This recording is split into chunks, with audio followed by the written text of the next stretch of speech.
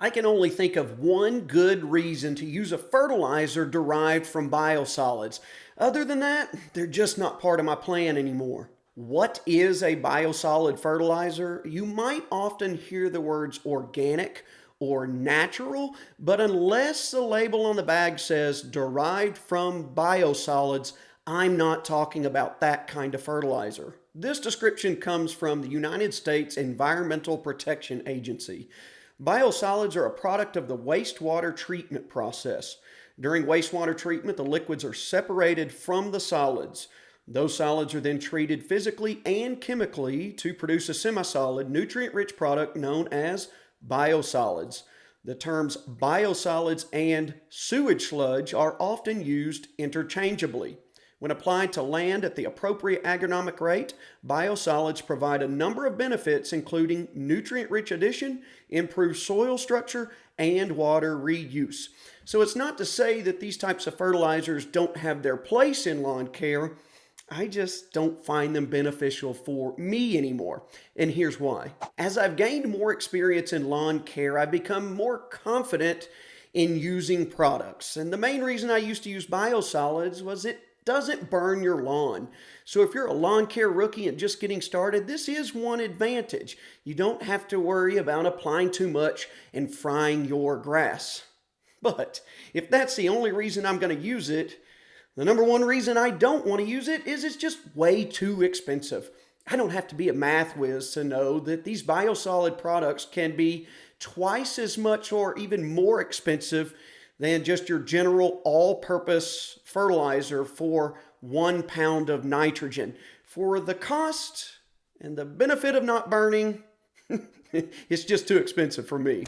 The cost isn't the only reason why I've abandoned biosolids as part of my lawn care plan.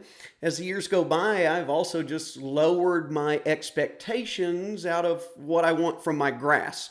And I have found that a general all-purpose synthetic quick-release fertilizer does enough for me. I don't need to add a biosolid to extend that nitrogen effect. A dark green lush lawn just isn't at the top of my priority list anymore. I'm more focused on keeping it nice and thick and relatively weed-free. If I can do those things, I'm happy.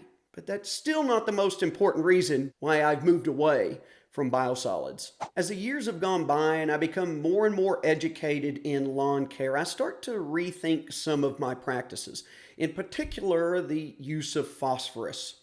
Getting a soil test done every year to drive my fertilizer decisions has just never been a good enough explanation for me. I've always held true to the eye test. If your lawn looks like it needs to be fed, then feed it. If it looks full and healthy, then leave it alone. Trust me, I've heard over and over again how irresponsible I'm being with that advice, especially from the staunch soil test believers. But as it turns out, maybe we've all had it wrong in one way or another. New lawn care channels are popping up on YouTube all the time.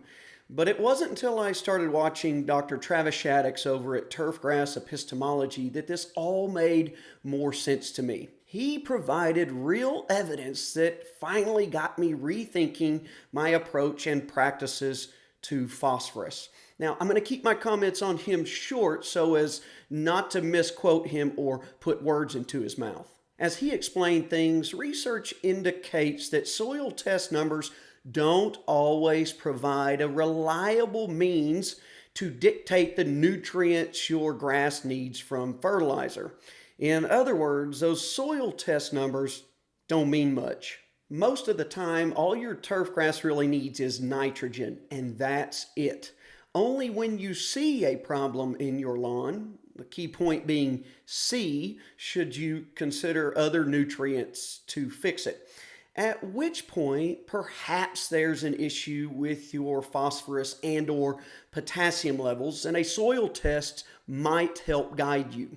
After learning all this, now I have no reason to regularly apply fertilizers with high potassium and phosphorus levels like a triple 10 or 13, much less add a biosolid on top of that. So this season I'll be looking into more nitrogen-rich fertilizers with the other two numbers sitting at 0.